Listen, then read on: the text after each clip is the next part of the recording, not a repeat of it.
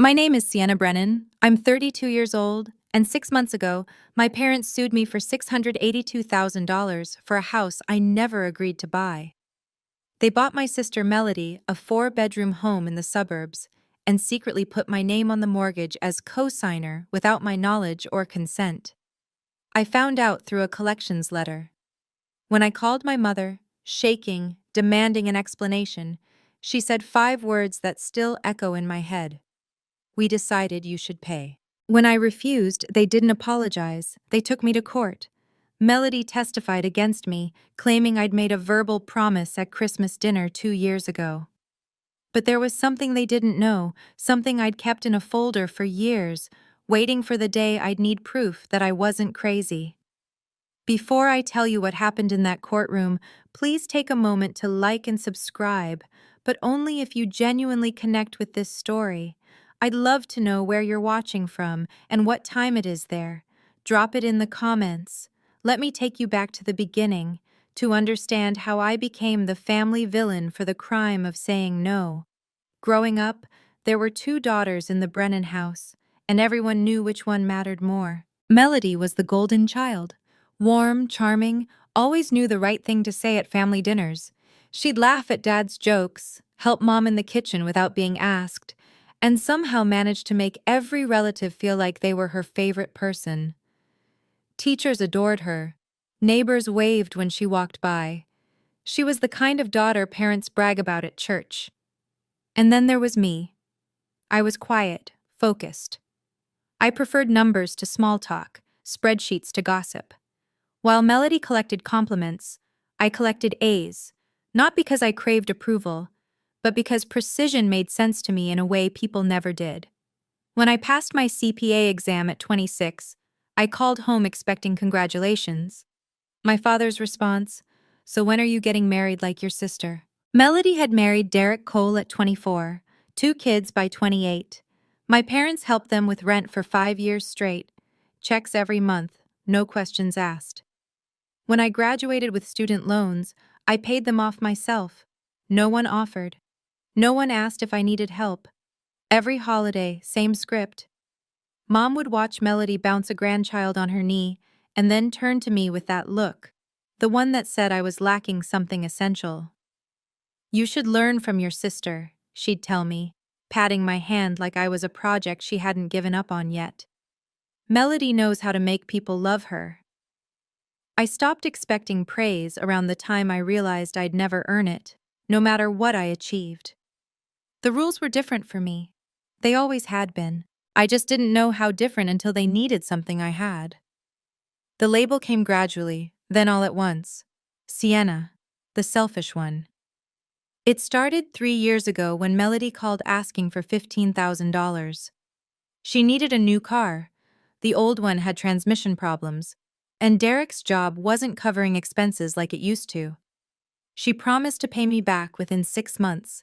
I said no, not because I didn't have it, but because she still owed me $8,000 from the last time. Money I'd never seen again, never even been thanked for. Mom called that night, crying. "How can you be so cold to your own sister?" 6 months later, Melody asked me to co-sign her apartment lease. The landlord wanted a guarantor, and her credit wasn't strong enough. I declined. I explained that co-signing meant legal liability, that if she defaulted, I'd be responsible. Dad's response was 3 weeks of silence. No calls, no texts. The cold treatment, delivered with surgical precision. Then came my nephew's 5th birthday party.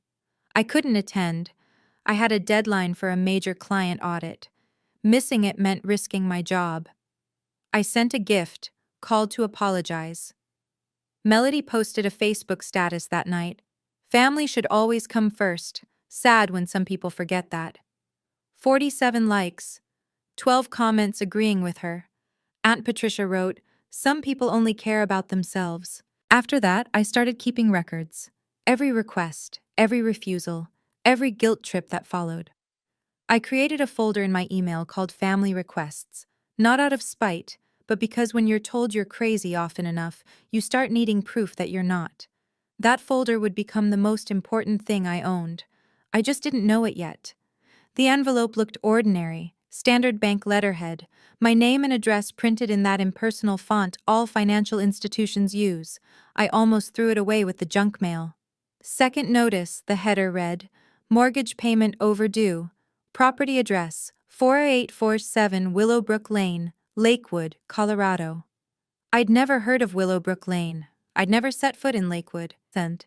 My hands went cold as I read further. Outstanding balance, $682,000. Cosigner, Sienna M. Brennan. I called the bank immediately. The representative was polite, professional, completely unaware she was about to turn my world inside out. Yes, Ms. Brennan, you're listed as cosigner on this mortgage. The account was opened 14 months ago. The primary borrowers are Harold Brennan and Melody Brennan Cole. There has to be a mistake. My voice didn't sound like mine. I never signed anything. I have the application right here, ma'am. Your signature is on file. The documents were notarized on September 15th, 2023. Notarized. Someone had watched a signature go onto paper and stamped it as legitimate. A signature I never wrote. For a house I never agreed to buy. For a sister who never asked. I pulled up my credit report while still on the phone. There it was, a $682,000 liability attached to my name like a parasite, quietly destroying my credit score for over a year while I had no idea. The mailing address on file was my parents' house, the one I hadn't lived in for a decade. I thanked the representative and hung up. Then I stared at that letter for 10 minutes straight, trying to make sense of what my family had done. That night, I called my mother. And the words she said, I still hear them when I can't sleep. Mom answered on the third ring, casual, cheerful, like nothing was wrong.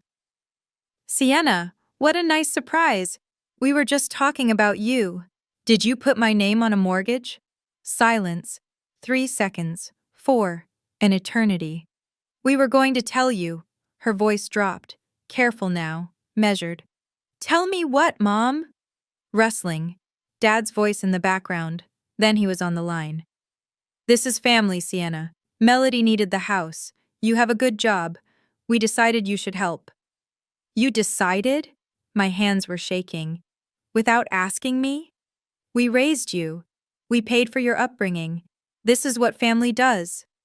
I paid off my own student loans, every cent. You paid for Melody's entire education. That's different. You were always difficult. I heard Mom take the phone back. Her voice had that wet edge it got when she was about to cry, the weapon she'd used my whole life. If you loved us, Sienna, you wouldn't make this so hard. Make what hard? You forged my signature. You committed fraud. Don't be dramatic. Dad again, annoyed now. We used your name on some paperwork. It's not a crime when it's family. It literally is. We don't have the money, Sienna. His voice cracked. First time I'd ever heard that. We used our retirement for the down payment. All of it. If we lose this house, we lose everything. There it was. The truth underneath the justifications. They'd gambled their future on Melody's dream home and expected me to cover the bet. You're 32, Dad continued. No husband, no kids. What do you even need that money for? I hung up without answering. Some questions don't deserve a response. I didn't sleep that night. Instead, I researched. The math was brutal. If the mortgage defaulted with my name attached, my credit score would crater. 7 years of damage, minimum.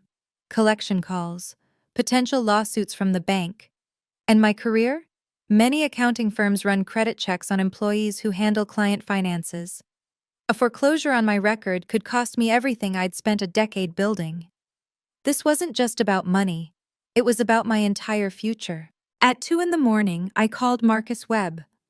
We'd been friends in college, study partners during those brutal accounting courses. He'd gone into real estate law instead, specialized in mortgage fraud and property disputes. Sienna?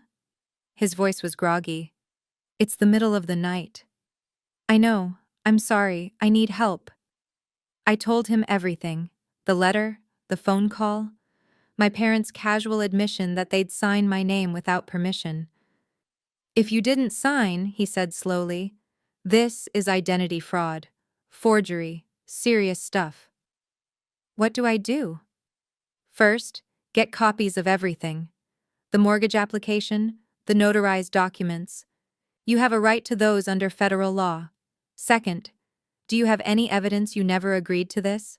I thought about my folder, the emails, the documented refusals. I sent Melody an email 3 years ago when she asked me to co-sign her apartment lease. I told her no, in writing. I said I would never co-sign any loan for her. Forward that to me. His voice was sharper now, alert. That's exactly the kind of evidence we need.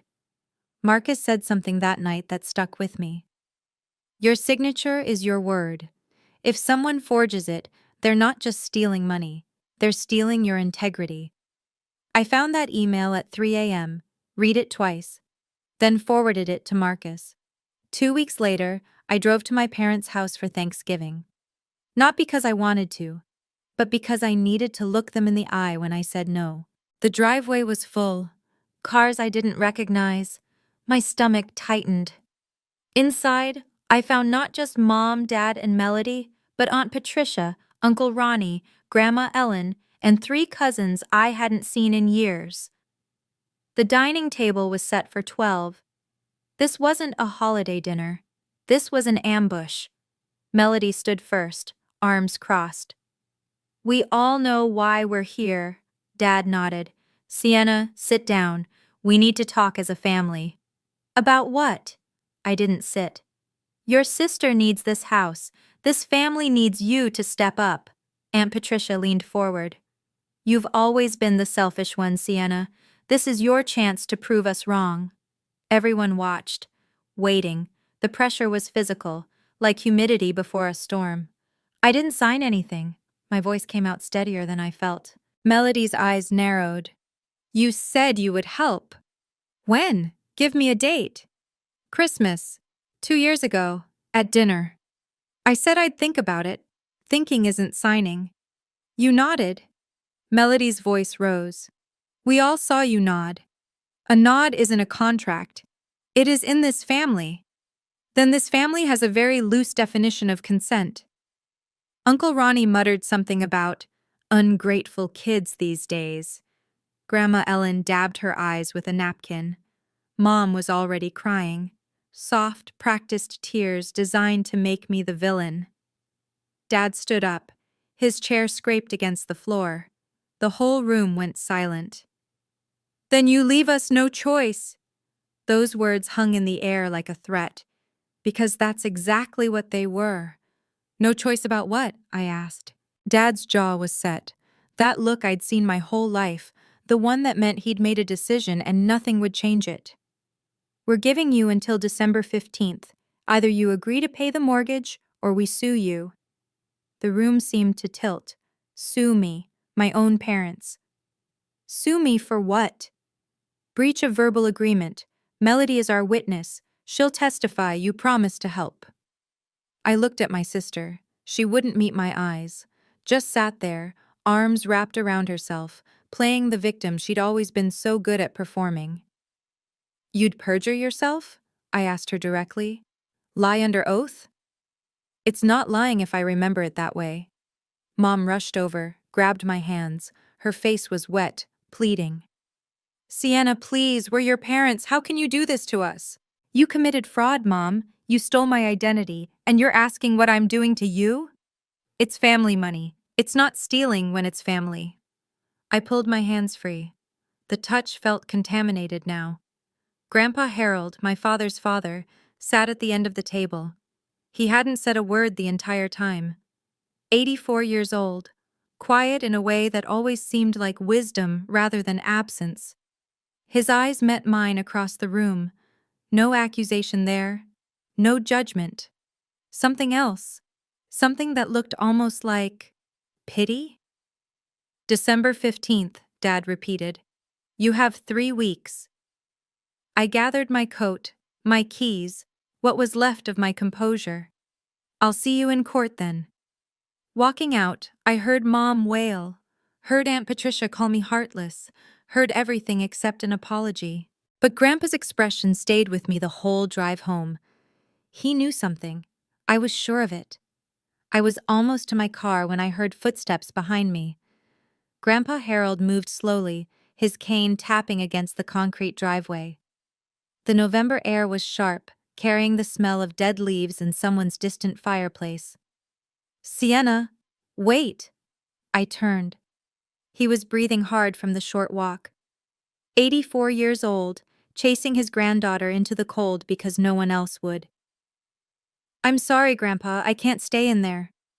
"I know." He reached me, steadied himself. His eyes were clear despite his age, clearer than anyone else's in that house. "You shouldn't." "Did you know? About the mortgage?" He was quiet for a moment. "I found out after. Tried to talk sense into your father. He wouldn't listen. He never does." I felt something crack in my chest. All those years of wondering if I was the problem, if my boundaries made me broken somehow, and here was the one person telling me I wasn't crazy. "Check the notary date," he said quietly. "On the mortgage documents. Something's not right." "What do you mean?" "Just check it." He squeezed my arm. "And Sienna, your grandmother would be proud of you, standing up like this. She never could with Harold Sr. Wishes she had." Grandma Ruth had passed 8 years ago. I barely remembered her, but I remembered she was kind, soft-spoken in a family full of loud opinions. I hugged him, brief, careful.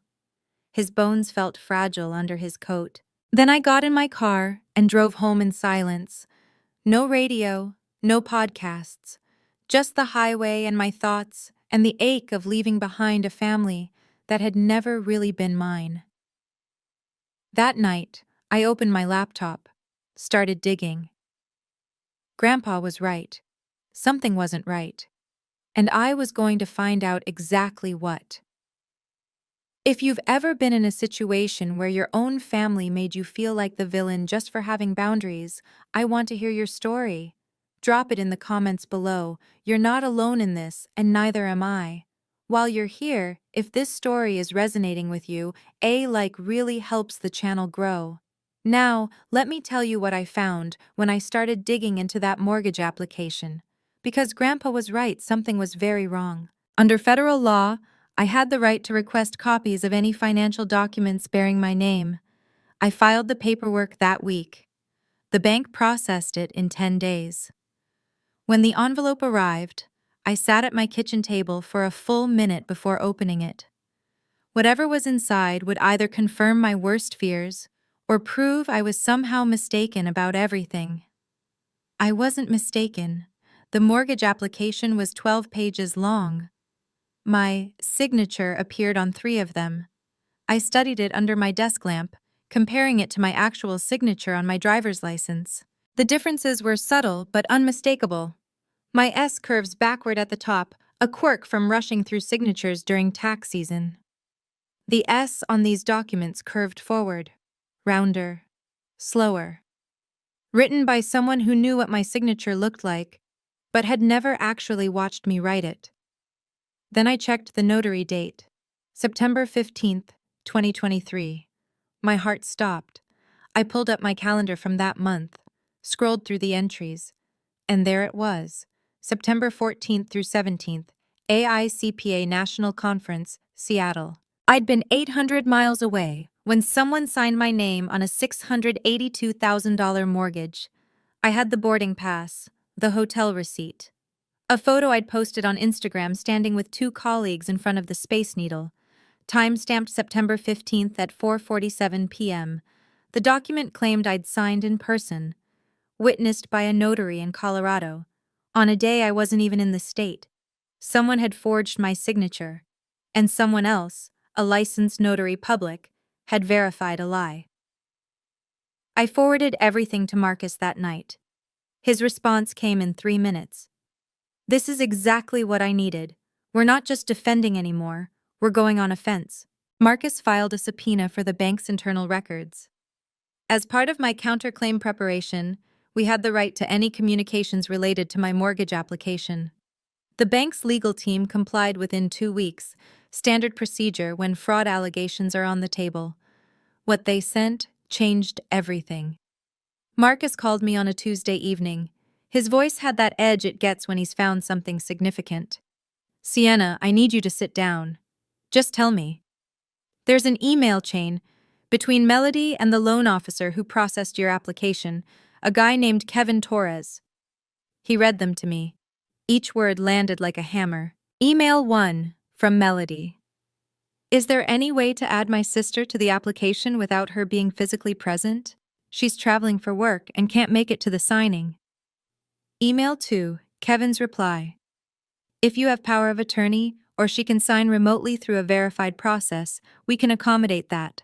Otherwise, we'd need her present for notarization.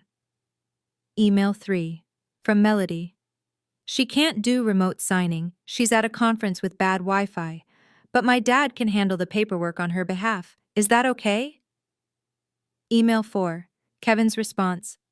As long as the documents are properly notarized, we can process the application. As long as the documents are properly notarized, meaning Kevin Torres either didn't know or didn't care that my father was about to forge my signature and have his buddy stamp it as legitimate.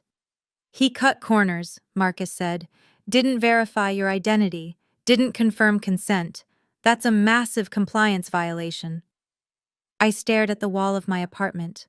Reading those emails felt like watching my own robbery in slow motion, and everyone involved thought they'd get away with it. Marcus advised me to file a formal report. Identity fraud, forgery, criminal complaints that would create an official record regardless of what happened in civil court. I went to the Denver Police Department on a Wednesday morning, filled out paperwork, handed over copies of everything, the mortgage documents, my flight records, the email chain. The officer who took my statement was polite but non-committal. "We'll be in touch," she said. I didn't expect much. A week later, my phone rang. Unknown number with a Denver prefix. "Ms. Brennan, this is Detective Carla Nguyen, Financial Crimes Unit." I nearly dropped my coffee. "I've reviewed the documents you submitted," she continued. "Based on the evidence, we're opening a formal investigation into potential identity fraud and forgery." What does that mean? It means we'll be contacting the notary who certified your signature and the loan officer who processed the application. We may request additional documentation from the bank.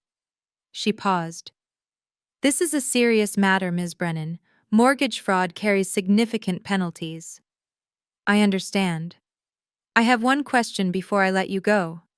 Her voice was careful, measured. "Do you believe your family members knew this was illegal?" The question hit harder than I expected, not because the answer was unclear, but because saying it out loud made everything more real. "I think they didn't care," I finally said. "They needed money. They saw me as a solution. Whatever laws they broke, whatever it meant for my credit, my career, none of that mattered as much as getting what they wanted." Detective Nguyen was quiet for a moment. "We'll be in touch, Ms. Brennan. In the meantime, save any communications you receive from your family. They may become relevant." I saved everything. I'd learned that lesson a long time ago. December 20th, 5 days before Christmas. The process server found me at work. Professional, efficient. She handed me the envelope with the practiced detachment of someone who does this 100 times a week. "Sienna Brennan?" "Yes." "You've been served." Inside, Harold Brennan and Diane Brennan vs. Sienna Brennan, filed in Douglas County Civil Court. Damages sought: $682,000 plus legal fees and court costs. The complaint ran 8 pages. Breach of oral contract, unjust enrichment. They claimed I had verbally agreed to help with the mortgage and then reneged, causing them financial harm and emotional distress. Melody was listed as a witness. She would testify under oath that I'd promised to help during a family dinner, that my nod was as good as a signature, that I'd betrayed my own blood over money. I read it twice in my office, door closed, hands steady through sheer willpower. This was really happening. My parents weren't bluffing. They'd hired a lawyer, a real one, from a firm downtown, and they were taking me to court. The same people who'd raised me, who taught me to ride a bike and helped with homework and sat in the front row at my college graduation. Now they wanted a judge to force me to pay for a house my sister lived in, using a promise I never made as their weapon. I called Marcus. He answered on the first ring. I got served. Expected, he said. Don't panic, we're more than ready. They didn't even mention the forged signature. The whole complaint is about a verbal agreement. Because they know the documents are a problem, they're avoiding it on purpose. Will that work? No, because we're not going to let them. The lawsuit wasn't enough for my family. They needed the court of public opinion too. Melody posted first. A long, carefully crafted message on Facebook. Some people care more about money than blood. I never thought my own sister would watch our parents lose their retirement over pride. Please keep our family in your thoughts during this difficult time. 347 reactions, 92 comments. Everyone from high school acquaintances to distant relatives weighing in with prayers and sympathy and thinly veiled criticism of the unnamed villain. Aunt Patricia commented, "Praying for you, sweetheart. Some people show their true colors eventually." Cousin Rachel, "Family should always come first. So sad when someone forgets that."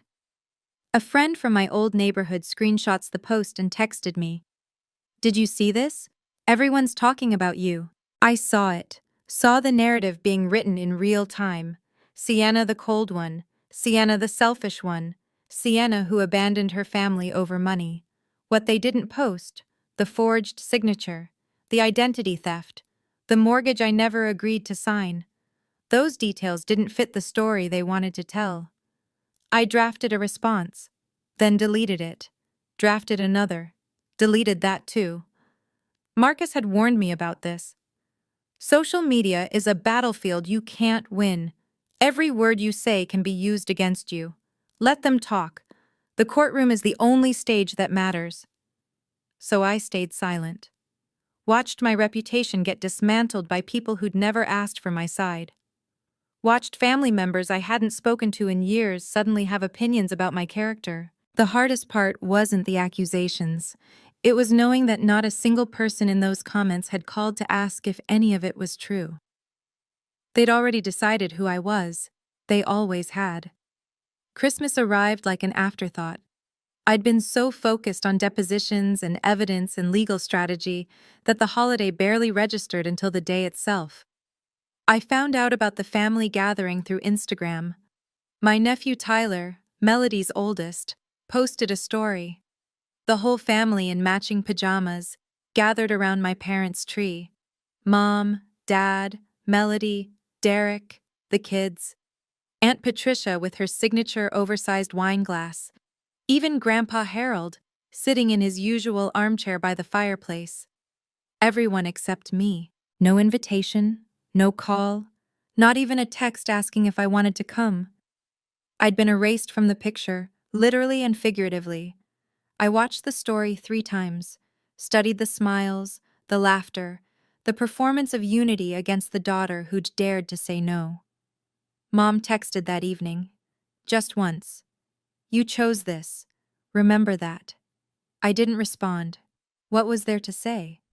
I spent Christmas alone, ordered Thai food, poured myself a glass of wine, sat on my couch with the case files spread around me like the world's worst holiday decorations. Around 9 p.m., my phone buzzed. Private message on Instagram from Grandpa's account. He barely knew how to use it, so someone must have helped him set it up. "I'm sorry, I tried to stop them. They wouldn't listen. Merry Christmas, Sienna." I cried for the first time since this whole thing started. Not because of the exclusion, I'd expected that, but because one person in that family had seen me. One person knew the truth and had the courage to say it. That night, I reread my email from 3 years ago, the one where I'd refused to co-sign. I'd saved it on a whim, never imagining I'd need it. Now it might save everything. March 3rd, 8:47 a.m., Douglas County Courthouse. I arrived 30 minutes early wearing my charcoal gray suit, the one I saved for client presentations and job interviews. Professional, put together.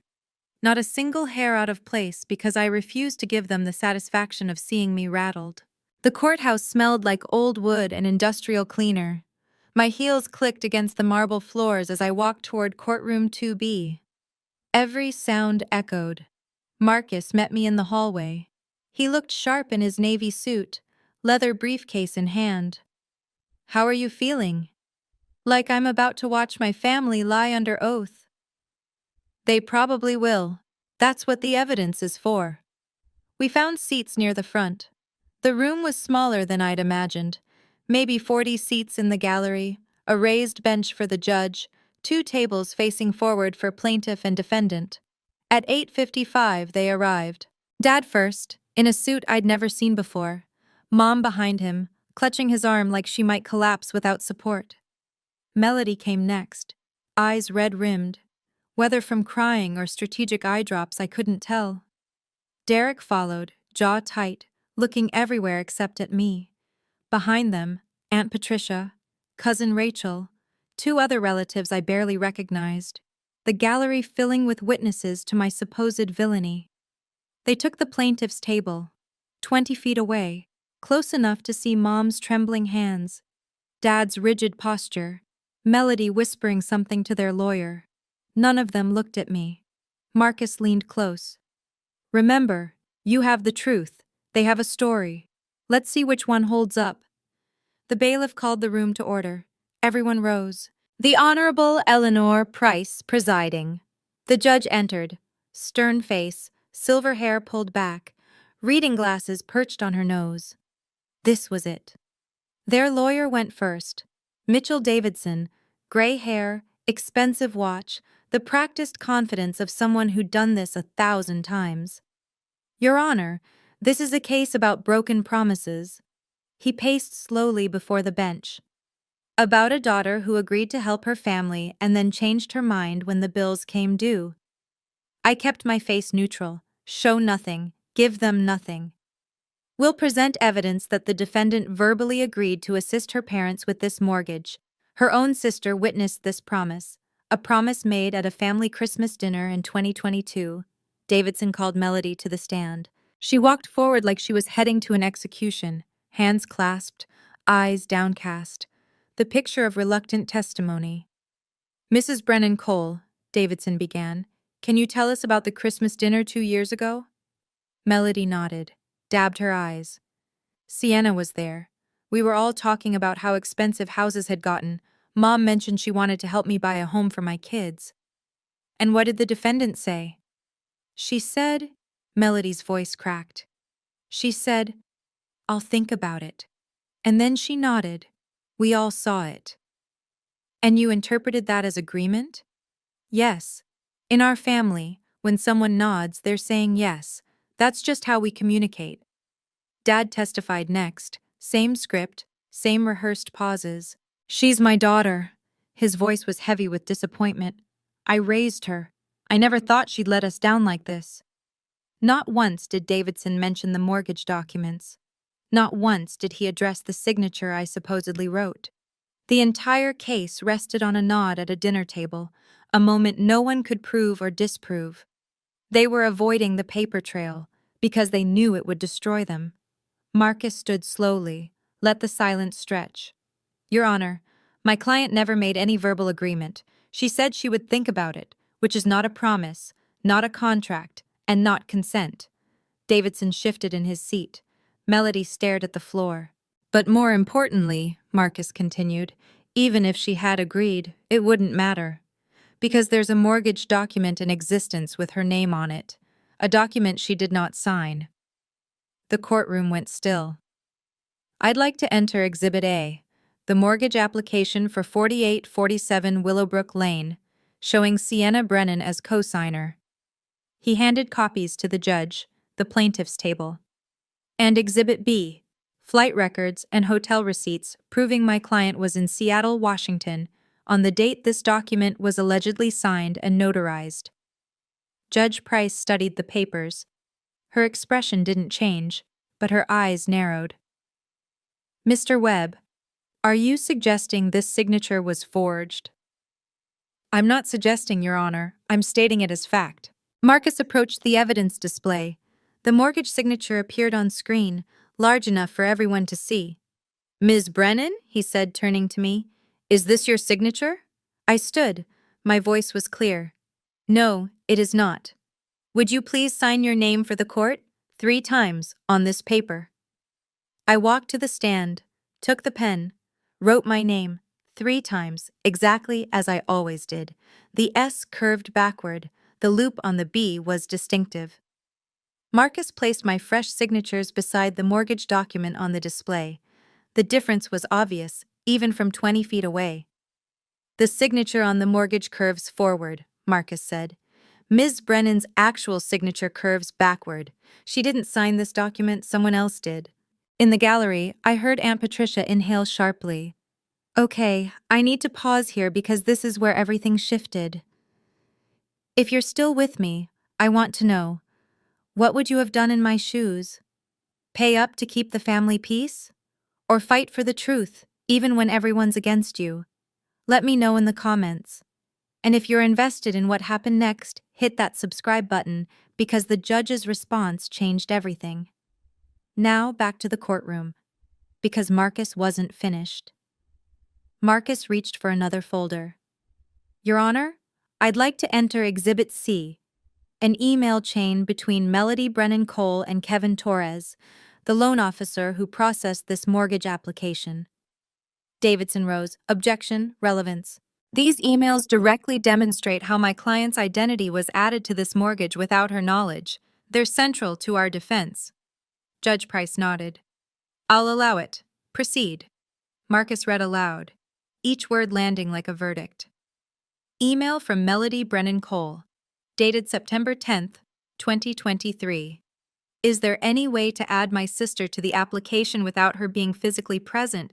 She's traveling for work."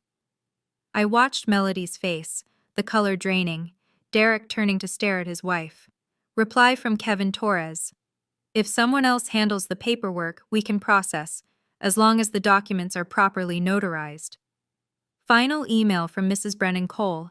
"She can't do remote signing, she's at a conference, but my dad can handle it on her behalf." The gallery erupted in whispers. Aunt Patricia's hand flew to her mouth. Dad's face went from pale to red. Marcus turned to Melody. "Mrs. Brennan Cole, did you write these emails?" Davidson objected again. Overruled. Melody's voice came out strangled. I thought it was okay. My dad said he would handle everything." She was throwing him under the bus. Her own father. In front of a judge, in front of family, in front of everyone. Dad's jaw dropped. "Melody. He told me it was fine." Her composure shattered. "He said Sienna wouldn't even notice." Derek stood up, sat back down, looked at his wife like he'd never seen her before. Judge Price's gavel cracked against the bench. "Order. We will have order in this courtroom." But the damage was done. Everyone had heard. Everyone knew. Judge Price removed her reading glasses, folded them carefully, set them on the bench. The room held its breath. "I've reviewed the plaintiff's complaint," she began. "They allege a verbal agreement, a nod at a Christmas dinner, as the basis for demanding $682,000 from the defendant." She paused, looked directly at my parents. "I've also reviewed the defense's evidence, flight records proving the defendant was in Seattle on the date the mortgage was signed, signature analysis showing clear discrepancies, and email communications between the plaintiff's own witness and a loan officer, explicitly discussing how to add the defendant's name to documents without her presence." Mom started crying, real tears this time. "This court does not exist to enforce family expectations," Judge Price continued. "It exists to enforce the law, and the law is clear. A verbal agreement, even if it existed, would not obligate anyone to pay $682,000, especially when the documentary evidence suggests that same person's identity may have been fraudulently used." She straightened the papers in front of her. "The plaintiff's case relies entirely on testimony about a dinner conversation. The defense has presented documented proof that the defendant never signed the mortgage application and wasn't even in the state when it was allegedly notarized. My heart was pounding so hard I could hear it. I'm dismissing this case with prejudice. Her gavel fell. Furthermore, I'm referring the mortgage documents and related emails to the district attorney's office for review of potential fraud charges. Aunt Patricia gasped. Dad gripped the edge of the table. Melody buried her face in her hands. The word dismissed echoed through the courtroom. And for the first time in 6 months, I exhaled. But we weren't done yet. Marcus rose immediately. Your Honor, while the plaintiff's case is dismissed, my client has a counterclaim to address. Judge Price nodded. Proceed. Sienna Brennan is filing suit against Harold Brennan, Diane Brennan, and Melody Brennan Cole for identity fraud, forgery, and damages to her credit and professional reputation. The room buzzed. Davidson looked stricken. He clearly hadn't prepared for this. We're requesting that the defendant be removed from all mortgage documents immediately, Marcus continued. We're also seeking reimbursement for legal fees incurred defending against a fraudulent lawsuit, as well as compensation for the damage done to her credit score, damage that threatened her career in the financial industry. A bank representative I hadn't noticed before stood.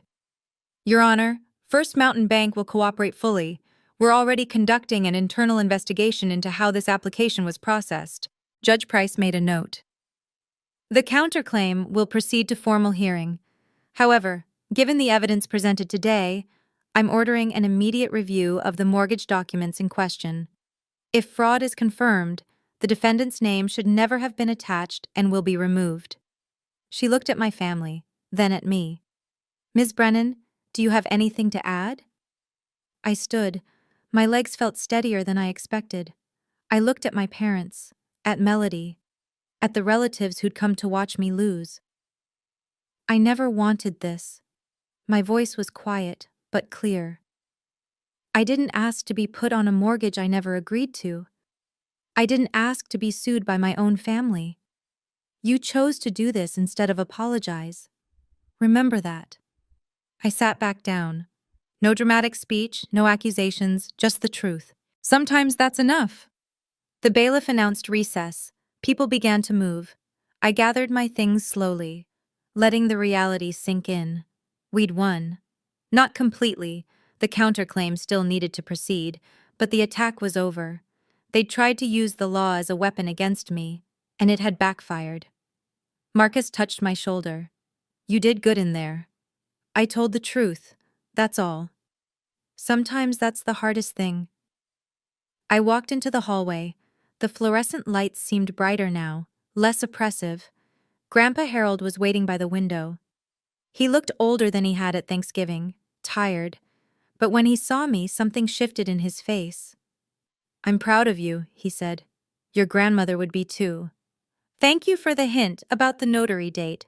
Least I could do, should have done more. Behind us, footsteps, fast, angry. Melody burst through the courtroom doors, Derek trailing behind. Her mascara was ruined, her careful composure gone. You destroyed this family, she screamed at me. I didn't turn around, didn't engage. Derek's voice came next, but not directed at me. You lied to me. He was talking to Melody. You said she agreed. You said this was all legal. Derek, I can explain. Can you? Because I just heard you admit in a courtroom that you helped forge your own sister's signature. I kept walking. Behind me, their argument escalated. Melody crying, Derek demanding answers, the sound of a marriage cracking under the weight of discovered deception. Marcus caught up with me at the elevator. That went better than expected. I pressed the down button, watched the numbers climb. Did it? My parents tried to steal from me.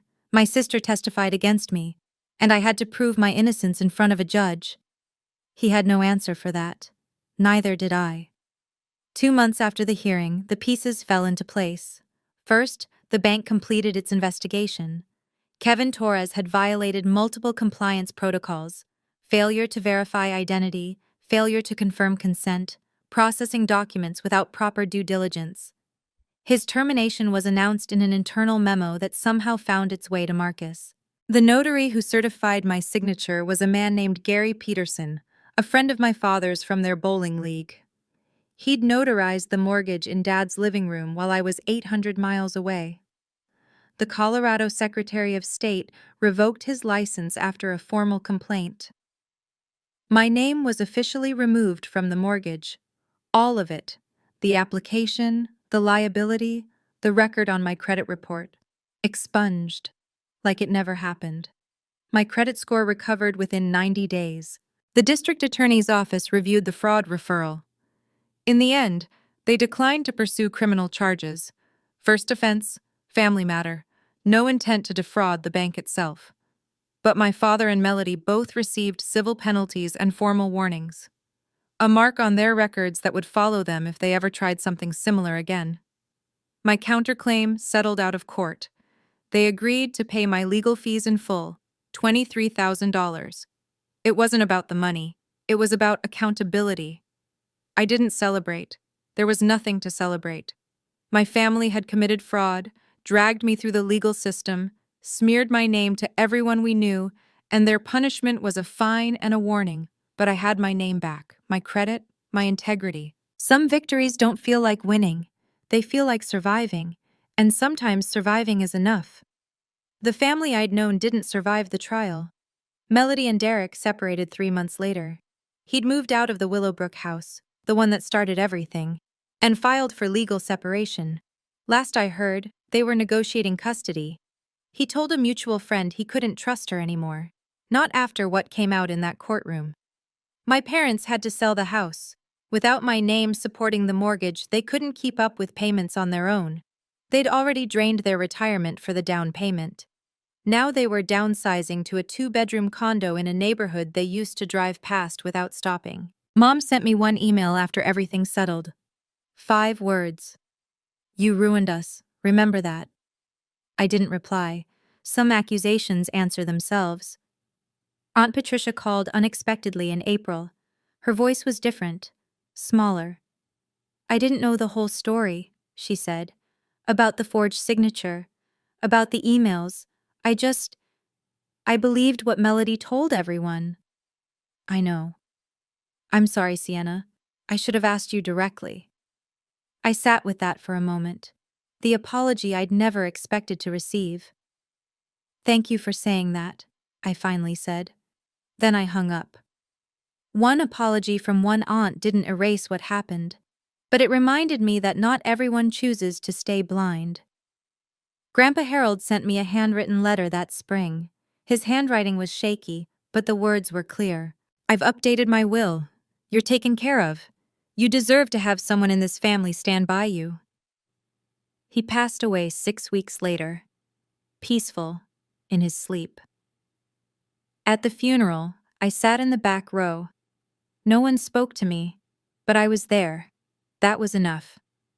6 months after the trial, right now, as I'm telling you this story, things look different. I got promoted at work, senior accountant. My boss pulled me aside when he gave me the news. "I've seen people crumble under less pressure than what you went through. You didn't. That kind of backbone is rare." I started therapy for the first time, not because I was broken, but because I wanted to understand. Why did I accept being treated poorly for so long?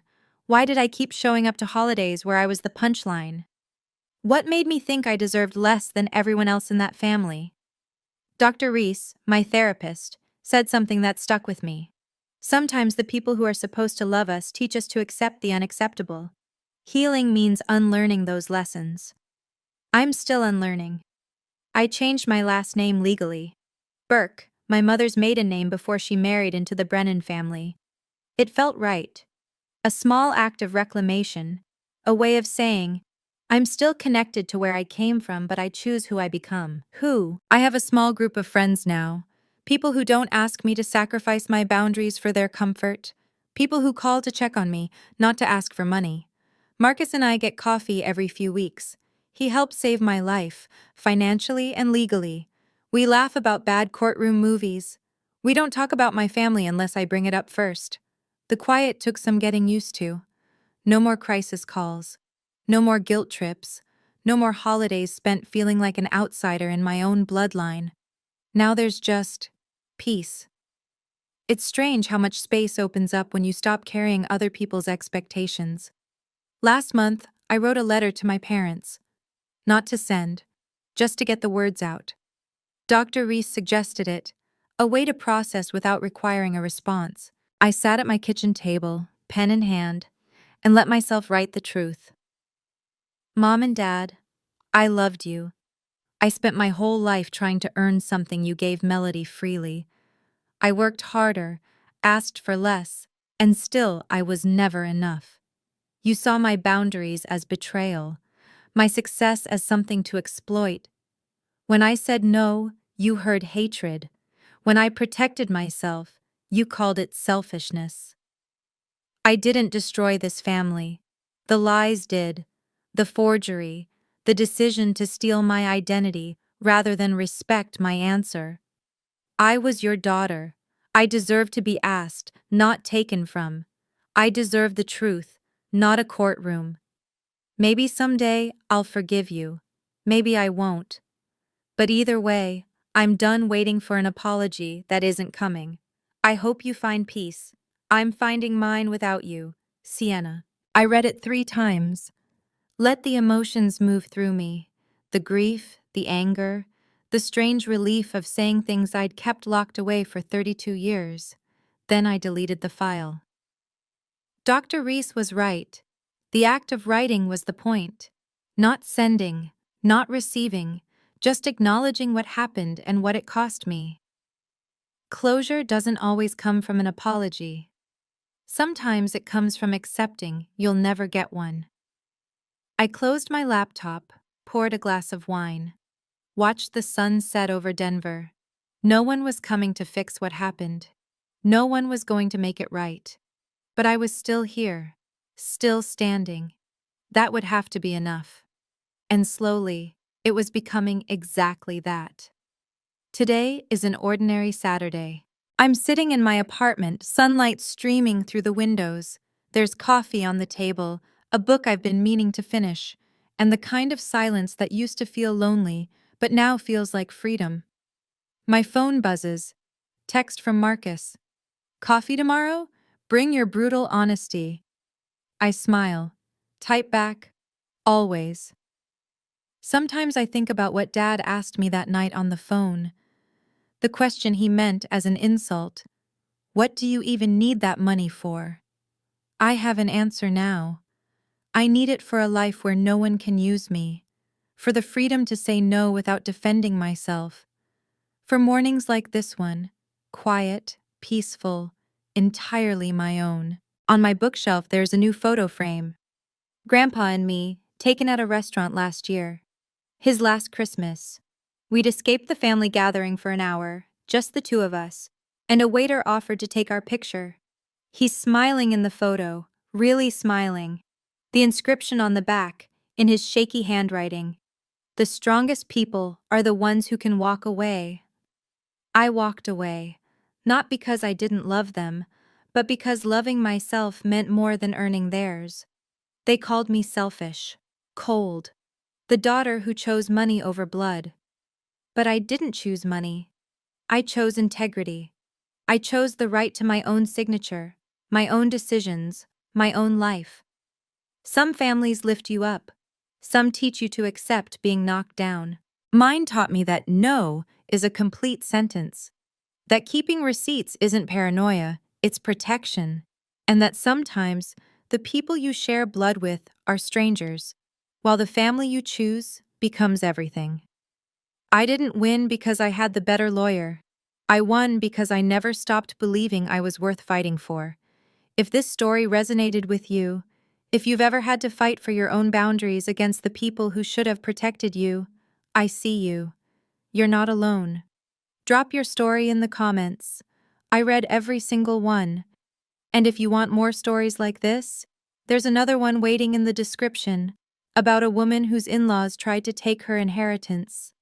Trust me, you won't want to miss the twist. Thank you for staying until the end. Like, subscribe, and I'll see you in the next one.